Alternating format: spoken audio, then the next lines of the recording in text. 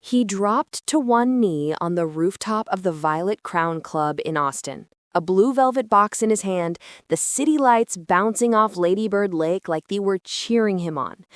"Haley, you're my best friend, my future, my—" Then the sliding door opened. Sloane stepped out in the white dress I told her to wear for photos, hair in soft curls, smiling like she'd already heard the question. The violinist shifted to the second cue. The maitre d', who owed me a favor bigger than Texas, cleared his throat and presented my boyfriend with a second blue velvet box. Dylan turned, ring number 2 in his other hand, like a magician who forgot which rabbit went with which hat. He looked at me. He looked at her. His lips moved, no words. Somewhere below on Congress Avenue, a horn blared like the universe yelling, "Oh, buddy, you're cooked." I said, he proposed to me and her, and I let them walk right into it. The wind lifted the tablecloth. Dylan's hands shook. He tried to hide the second ring behind his back. Sloane's smile slid off her face. The violinist stopped mid-note. I took a breath, tasted the sugar from the champagne on my tongue, and smiled like a woman who came ready to watch a fire she set herself. Want to know how we got here? Before we proceed, please smash the like button and hit subscribe with the notifications turned on so you don't miss real stories when they drop daily. Your support means a lot to us. I'm Haley, 28, pastry chef. I make more decisions about butter than most people make about their lives. I grew up in a one-story ranch in Round Rock that always smelled like vanilla and clean laundry. My dad used to say, "Kiddo, not everything you fix needs a hammer." He passed 2 years ago. Since then, I've been collecting tools that aren't hammers. Dylan walked into my life one humid July night when the AC died at the bistro where I work on West 6th. He came in with his buddy Miles, loud and leaning on the bar like the world was a leather sofa just for him. Clean haircut, coral dress shirt rolled to the elbows, and a watch I later Googled in the walk-in. The price could have paid my car off twice. He ordered lemon tart, then told me it tasted like edible summer. He tipped 50%. He was funny. He noticed when I swapped silver studs for hoops. He texted good morning and good night. We ate tacos in East Austin, listened to blues on Rainy, took late walks by the lake where the bridges look like ribs against the sky. He asked about my mom. He remembered my dad's name. He showed up to my pop-up market and bought a dozen lavender shortbreads, telling strangers I was the pastry whisperer. Golden retriever energy, the kind of guy moms trust and door guys fist bump. I was tired enough and hopeful enough to let it feel like a win. Then the red flags started waving like ACL exit signs. He guarded his phone like a dragon over treasure. Fridays went quiet. He called me babe, but he sometimes paused before my name like his brain had to buffer. Once, while he was asleep on my couch, his phone lit up with a preview from Sloane Hart. It read, "Still thinking about Sunday? Same place next week?" I told myself she was a coworker. I told myself a lot of things. Then I found a receipt in his coat pocket. Ring purchase, dated last month. My stomach turned to ice water. I stared at the price and felt dizzy in a way sugar can't fix. I didn't confront him. I did what chefs do when a complicated order hits the pass. I slowed down and made a plan. Men like Dylan believe they're smarter than the kitchen. If the plate is pretty, they assume nobody will check the back. He underestimated me, my friends, and how a staff moves when a woman quietly says, "I need your help." I called my best friend Monica, an event planner who can turn a broom closet into a wedding for 8. She said, "If he's two-timing you, we're not doing the cry in the bathroom thing. We're doing theater." I didn't want a meltdown or a viral slap. I wanted something precise and petty. Not slash tires petty. Petty that looks like kindness on top and feels like a trap under the sugar crust.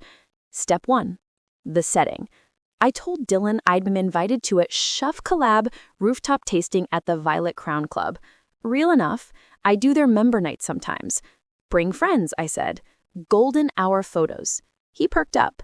He loves rooms where the napkins match the vibe. Step 2. Find Sloan. Her profile was public. Dog mom, Pilates, brunch girl, lives off South Lamar. Her grid had a photo outside the same bar Dylan took me to in February. Caption, found my person. My stomach heaved, but anger put a hand on my shoulder and whispered, not yet. I DM'd her from my baking account about a brand shoot featuring everyday women, free dessert and glam photos with our in-house photographer, Monica's cousin, Jared, little white dress and champagne theme. She said yes in 2 minutes. This city runs on free champagne and the word exclusive. Meanwhile, Dylan got that jittery, noble vibe men get when they're about to do a big romantic thing and want credit. He asked if I preferred round or oval, like we were ordering pizza, not diamonds. He fumbled his phone less. He kissed me longer. He spent weekends at the lake with Miles and came back with a city sunburn. Was I cruel for letting it roll? Maybe. Or maybe I wanted him to walk himself to the truth. I'm not revenge by default. I'm the girl who slips extra cookies into pickup bags. I cry at ads where dogs greet soldiers. But betrayal changes your blood chemistry. It makes you precise. Your laugh comes out in a different key. Dad again, not everything needs a hammer. So I built a mousetrap out of string and sugar. The week of the event, I baked to stay calm. My station smelled like browned butter and orange zest. I candied lemon slices into stained glass, dipped strawberry so thin the red blushed through white chocolate, bridal desserts for a man who didn't know which aisle he wanted. Monica and I walked the rooftop 3 days early. String lights, a view that turned cynics sentimental. The private room opened to the terrace with a slider. Music cues lived in a panel near the bar. The staff, mostly women who've seen everything, huddled like we were planning a heist. You want both of them out here at once? The maitre d', Mr. Khan, asked, peeking at his clipboard. Yes, I said. At golden hour. 2 cues. When I raised my glass first, switch to deck A and bring out a small cake that says yes in gold. When I raise it again, deck B and a second yes cake. Photographer guides them to center. There. I pointed to the runner of white roses. And the, second blue box? He asked gently. Handled, I said. I'd visited the jeweler on the receipt. Fun fact, say content shoot, and some places will hand you complimentary velvet boxes. I snagged 2 identical blues, empty, and had the inside lids engraved with one word, honey. Dylan calls everyone honey. Servers, Uber drivers, me. It would look like fate and feel like a slap. Jared checked his camera. This is messy, he whispered. Monica shrugged. This is justice. I said, it's both. I added a last-minute flourish, place cards that read, write a wish for the couple, pens at every setting, blank inside. Trust me, they matter. Event day dawned like a clean sheet. The city hummed with that early evening Austin feeling where everything's possible and something bad is looking for parking. I wore red, not to be a symbol, because I felt alive. White would have made me look like I was auditioning for a fantasy I didn't want. Dylan arrived in navy with that watch and a billboard smile. He hugged me, sniffed my hair, whispered, "You look dangerous." I asked, good dangerous or bad? He said, sexy dangerous. I tasted the lie he'd been spoon-feeding us both. Sloan came through the private room, guided by Jared, square-neck dress, French tips, delicate gold heart necklace. She looked happy.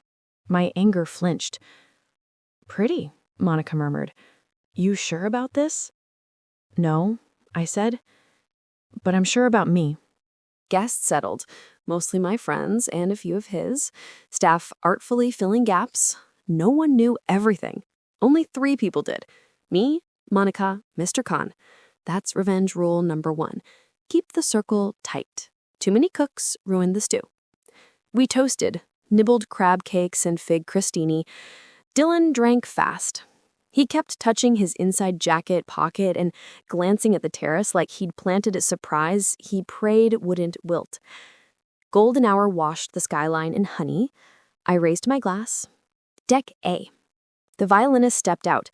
Faces turned, that soft smile people make when they expect happy tears and want to be in the photo. "Babe?" Dylan said, standing. He pulled a blue box from his jacket, the real one. His hands shook. He sank to one knee on the rose runner, where Jared had promised the light would make my skin glow. "Hallie," he said, voice thick, "I didn't know love could be this—" "Hold that thought," I said gently. "1 sec." I raised my glass again. Deck B. The slider opened. Sloane stepped onto the terrace, following the white rose path, guided by a staffer who murmured, "Right there, sweetie." Her eyes landed on Dylan. They sparkled. She didn't see me yet. She had one job: hit the mark and smile. Mr. Khan appeared from the other side and placed the second blue box in Dylan's other hand like a stagehand doing a clean pass. Then he ghosted away. Dylan looked from ring to ring, future to future. He froze. The violinist faltered. The city glittered, unbothered by our small disasters. "Dylan?" Sloane whispered, voice already church-soft. He did what Teflon men do, tried to improvise. He pivoted, still on one knee, holding the ring toward me. "Hallie, will you—" "Hallie?" Sloane said, finally seeing me, the red dress, the steady eyes. "Hi, Sloane," I said, because manners matter. "Nice to meet you in person." "Is this—" She looked from me to him to the rings, like she'd walked into a funhouse. "I can explain," he stammered. "Can you?" I asked, with both hands full. Monica snorted. Jared's camera clicked. A server put down her tray to cover her mouth. Somewhere on Cesar Chavez, a siren wailed like it wanted front row seats. "It looks," I said, "like you have 2 rings. Sloane's face crumpled. "Dylan, what the hell?" He jumped up too fast, wobbled, caught himself on the table. The boxes sat there like twin sea creatures on a beach no one should build on. I flipped one open. "Honey," the engraving said. Other lid, "Honey." "Cute," I said. "Why would you—" he started, then realized I'd rearranged the furniture in a room he thought he owned.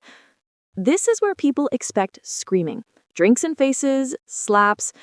I brought honey instead. "Honesty hour," I said calmly.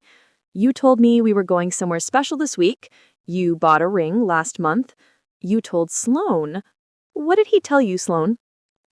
She blanked, watery but sharp. "He said he was done with his ex, that he'd never been more sure." "Oh," I said lightly. "Am I the ex, or are you?" Sloane stared at me, then at him, then her jaw set. I liked her in that second. "What would you have done if we'd never met?" I asked the air. He swallowed. "I love you," he said to me, then turned to Sloane. "And you. This has been—" "Don't finish that sentence.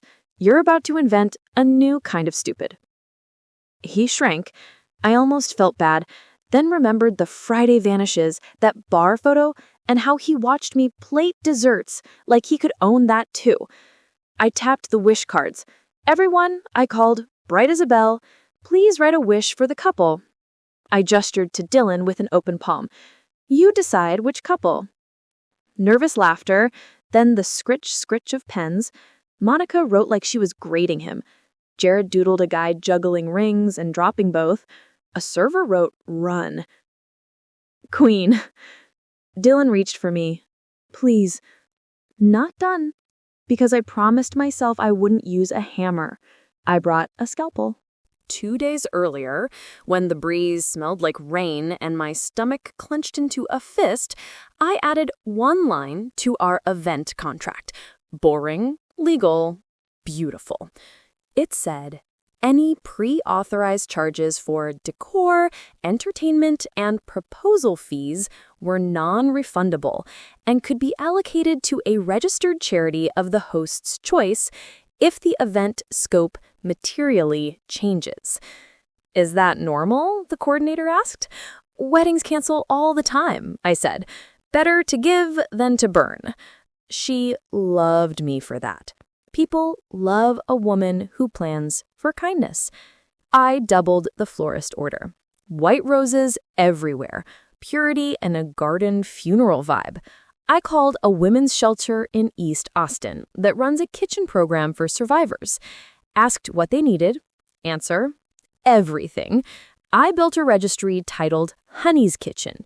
Commercial mixer, sheet pans, storage bins, knives, cutting boards, aprons. If you think that's extra, remember who started the honey. Back to the rooftop. Dylan stood between two stories he'd told two women. I didn't yell.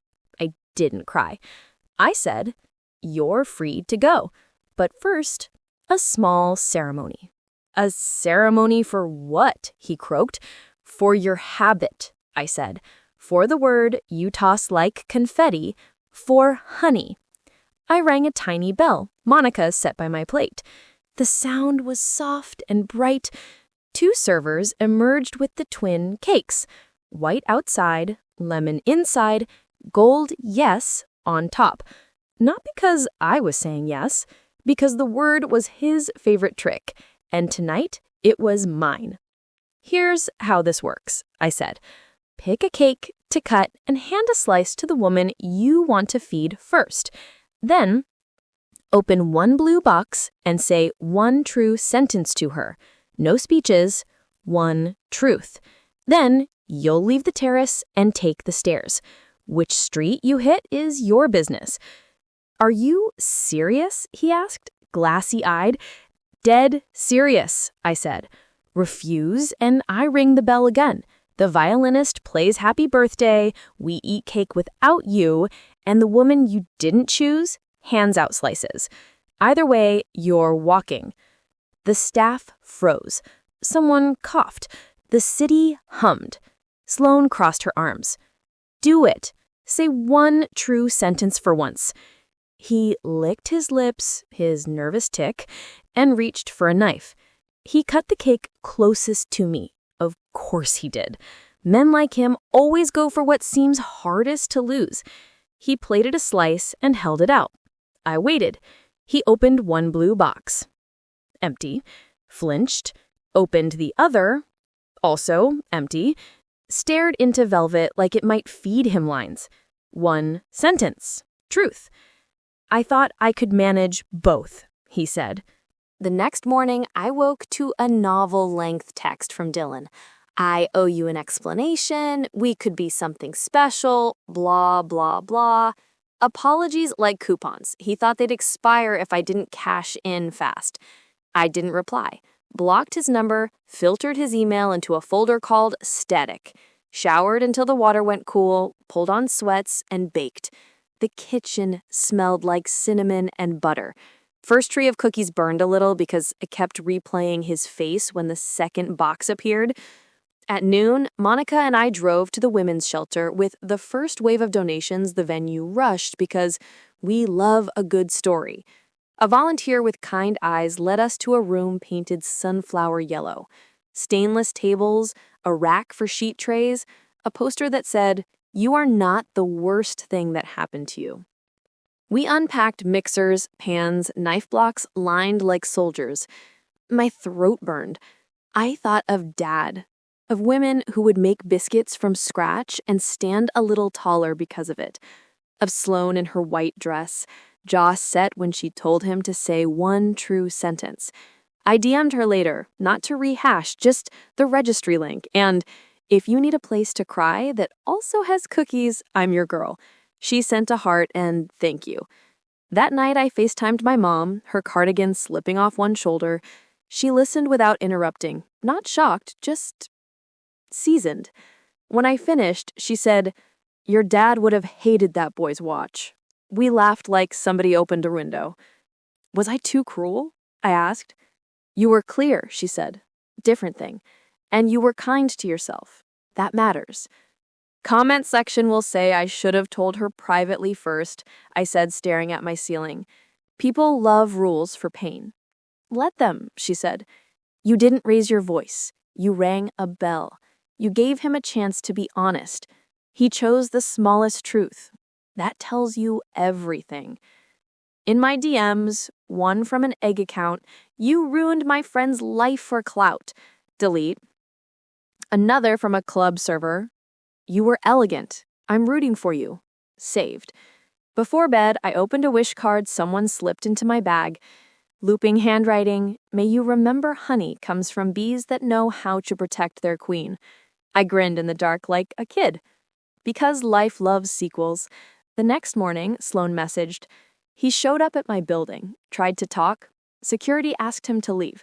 He said he deserved closure. I said, closure is for doors. I laughed so hard I scared my cat. Of course, there's more. Men like Dylan don't exit quietly. He sent flowers to my work. Card said, still thinking about Sunday. I handed them to a couple celebrating their anniversary at table 6 and wrote congratulations on a napkin. He tried to DM my friends. One sent him the Honey's Kitchen link with the note, donate. And then a week later, my neat lemon zest revenge turned into a bigger, darker story. When I was closing the bistro, counting the drawer, a woman in a navy blazer slipped in before we locked up. You Haley? I said, wary. She flashed a badge. Detective Alvarez. She set the phone on the counter. On screen, Dylan's smiling headshot. I need to ask you a few questions about this man. I looked at the photo, then at her, then at the door, then back at the phone. My heart climbed my ribs. Why? I asked, chef steady. She's under investigation for more than proposals. Of course he is. But that's another chapter, and where the story goes darker than cake, rings, and rooftop lights. If you were in my shoes, what would you have done? Cut the cake or cut him off sooner? Was I wrong for making him pick one true sentence? Tell me in the comments. If you made it to the end, type honey so I know you're part of the squad. Tap like to boost the story, share it with a friend who needs a reminder to trust her gut, and hit subscribe with the bell so you don't miss the next chapter when Detective Alvarez knocks again. Your comments help this channel grow, so drop your take, your city, and the pettiest clean revenge you've ever seen.